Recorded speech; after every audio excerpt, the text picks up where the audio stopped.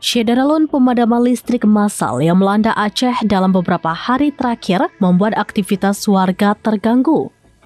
Tidak hanya UMKM seperti laundry, fotokopi, dan kuliner yang lumpuh, warga juga kesulitan mendapatkan akses internet serta mengisi daya ponsel.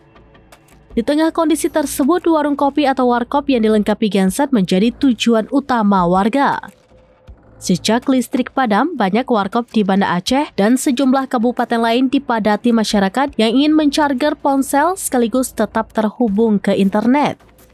Fenomena ini membuat warkop mendadak berubah fungsi, bukan hanya sebagai tempat ngopi, tetapi juga kantor darurat bagi banyak orang. Warga mengaku terpaksa membawa pekerjaan, bahkan menemani anak belajar di warkop karena listrik di rumah belum stabil.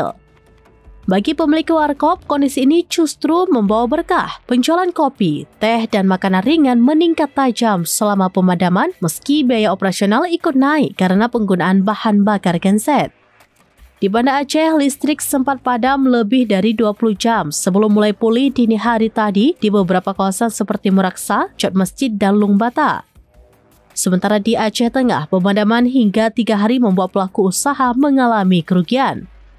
Hingga kini, PLN belum memberikan penjelasan detail mengenai penyebab utama pemadaman massal tersebut.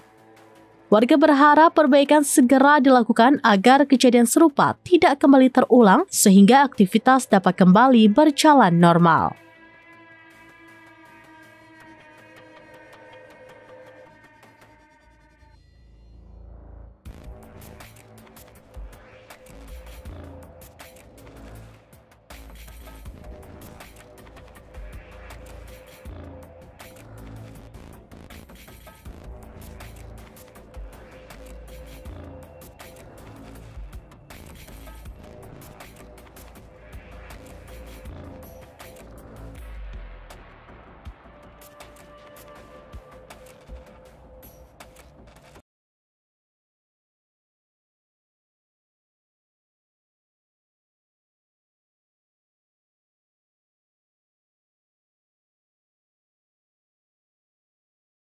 Download Tribun X sekarang, menghadirkan lokal menjadi Indonesia.